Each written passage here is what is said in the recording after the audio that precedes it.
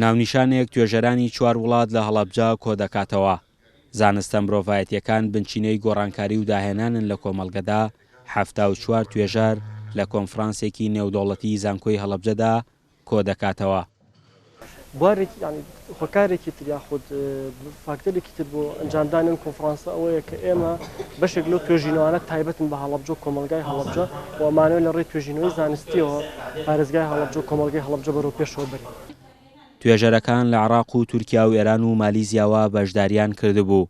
کێشمەکێشمی نەتەوەی و ڕێگری بەردەم داهێنانەکان گەلێک جار دەیبردنە قاڵبی بەرگریکردن لە نەتەوەکانیان و تۆمەتبارکردنی یەکدی بە تایبەتر مامەڵەکانیان لەگەڵ کورد وەک نەتەوەیەک.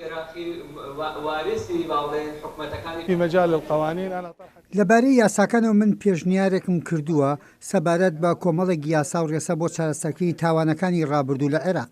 هەڵەبجە وەک نمونەیەک کە چۆن ئەو دادپەروەریە هەڵدەسەنجێردێت. دادپەروەری لە عێراقدا نمونەیەکی سەرکەوتوو نەبووە، ناڵێم شکست خواردووە بەڵام سەرکەوتوو نەبووە. دادپەروەری ڕاگوزەر لە عێراق بە شێوەیەکی خواروخێج ڕۆشتووە بە پێچەوانەی ئەفریقای باشوور و وڵاتی مەغریب.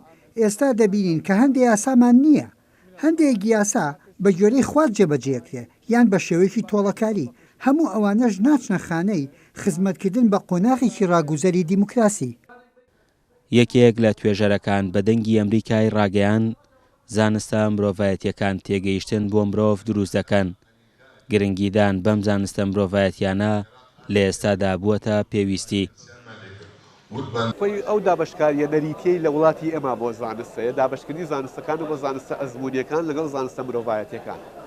ئەو کەسانی کە لە بواری فەلسفەی زانستە مرۆڤایەتیەکانە ئیشان کردووە، ینی قوڵ بوونەتەوە لەم بابەتە، ئەزانن کە سەرەکی ترین جیاوازی زانستە ئەزمونیەکان لەگەڵ زانستە مرۆڤایەتیەکان ئەلەویایە. زانستە ئەزمونیەکان پشت بە داتا ئەبەسێت. زانیاریە و کۆکرێتەوە ئەزمون و ئەکرێت لە مختبەرایە ئەو بابەتان ناکرێت.